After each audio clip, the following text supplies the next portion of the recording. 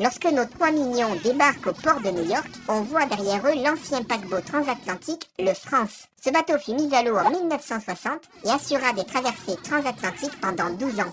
Quand on aperçoit la statue de la Liberté, on distingue qu'elle a une flamme en or. Pourtant, elle ne reçut cette flamme dorée qu'en 1986. Le film se déroulant en 1968, la statue devrait donc avoir son ancienne flamme, quadrillée par des vitraux jaunes. Dans le grand magasin, une fois que les mignons sortent de la pièce au miroir, avais-tu remarqué que le mannequin sur leur droite, et également les deux autres à leur gauche, est le sosie de Lucie, personnage de Moi, moche et méchant. Stuart appelle la boule d'incendie jaune, de laquelle il est tombé amoureux, Papagena. C'est une référence à l'opéra d'Amadeus Mozart, La flûte enchantée, où le protagoniste Papageno cherche sa promise appelée Papagena. Quand Stuart explique comment on s'y prend avec les doigts pour faire du stop, c'est une référence au film New York-Miami de 1934, où Clark Gable enseigne l'autostop à sa compagne. La Foire du Mal ressemble beaucoup à la Comic-Con de San Diego, la réunion mondiale des conventions consacrées à tout ce qui touche à la pop culture. La présentation de Scarlett Overkill dans le film se fait d'ailleurs dans le hall H. Qui est le hall où se passent les plus grands événements, annonces et révélations de la Comic-Con. Tu as sûrement remarqué que les mignons passent devant le stand du jeune professeur Nefario, qui fait une démonstration de son pistogel au petit Gru et sa mère. Le couple qui réceptionne les dons pour la méchanceté s'appelle Mr. and Mrs. Smith, en référence au film du même nom avec Brad Pitt et Angelina Jolie. Le professeur Flux tire son nom du convecteur temporel du film Retour vers le futur. Le convecteur temporel s'appelant en version originale le Flux Capacitor. Petit clin d'œil au vieux geek, on voit derrière lui une machine qui est un écran d'ordinateur hexagonal rappelant l'émulateur PDP-1, le premier ordinateur construit par une société américaine et célèbre grâce à des étudiants du MIT qui avaient programmé dessus un des premiers jeux vidéo, Space War.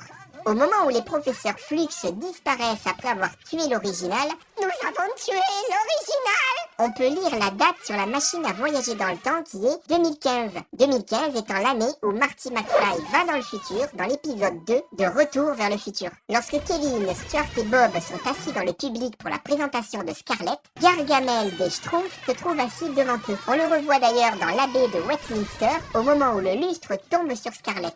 Quand Scarlett commence son discours sur scène et qu'elle remercie le public, on peut voir juste derrière elle Monsieur Perkins, le futur directeur de la Banque du Mal dans Moi, moche et méchant. L'homme-poisson Frankie face de truite est calqué sur la créature du film L'étrange créature du lac Noir de 1954.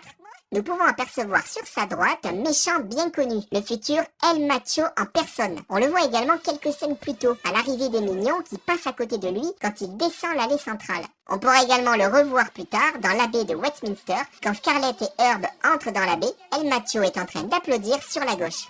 Dans la chambre au trésor de Scarlett et Herb, on peut voir une guitare électrique de Jimi Hendrix.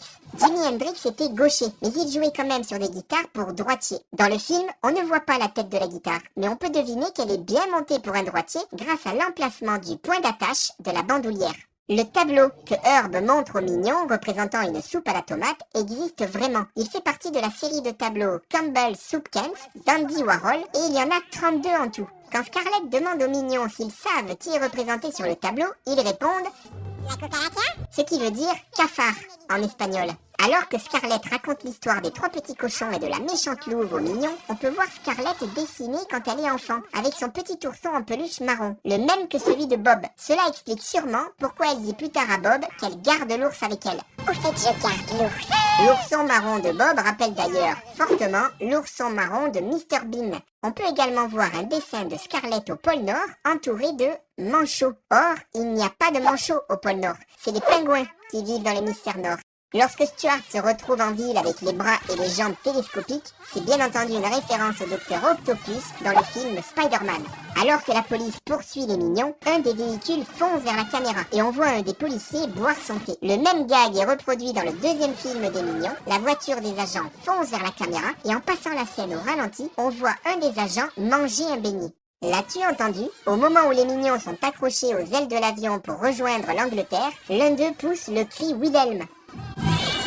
Quand Bob se tient sur le balcon du palais de Buckingham, certains membres de la foule tiennent des pancartes sur lesquelles est écrit « We love Bob » en utilisant le symbole du cœur pour le mot « love ». C'est un anachronisme car ce logo a été inventé pour la campagne « I love New York » en 1977, soit 9 ans après la date où se passe le film. Le majordome que Roi Bob fait tourner en bourrique en l'appelant puis en se cachant derrière le rideau est le même majordome qui sert le thé à Silas de la Molle-Fesse dans Moi Moche et Méchant 2. On le retrouve encore une fois à la fin du film à la cérémonie d'hommage. Lorsque les mignons tentent de sortir des égouts, les Beatles marchent sur la plaque et les écrasent. La séquence rappelle bien sûr la pochette de l'album Abbey Road, pochette d'album qui est l'une des plus célèbres et les plus parodiées de l'histoire du rock, et cependant, dans le film, Paul McCartney est en 3e position, les pieds nus. Avais-tu remarqué que le vitrail de la cathédrale de Westminster représente 3 prêtres ressemblant à Bob, Stuart et Kevin, un grand et un petit, tous deux avec 2 yeux, et le 3e avec sa main sur un œil. Lorsque la reine destituée se trouve dans le pub, juste après son bras de fer, on peut apercevoir le personnage de bande dessinée anglaise Andy Capp, avec comme d'habitude sa casquette sur les yeux. On voit à la télévision que Scarlett retient en otage Bob et Stuart, et elle leur a mis du sparadrap sur la bouche pour les empêcher de parler. Mais comme les mignons n'ont pas de nez, ils ne peuvent pas respirer non plus. Heureusement, tout porte à croire que les mignons sont immortels.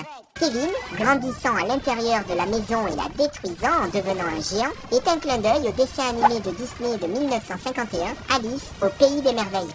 Le passage où le gigantesque Kevin tient Bob et Stuart dans sa main, tout en évitant Scarlett qui vole autour de lui et tente de le tuer, est un hommage au film de 1933, King Kong, la 8e merveille du monde. Quand Stuart joue de la guitare électrique sur la scène devant la reine, il joue le solo de guitare du titre Éruption de Van Halen.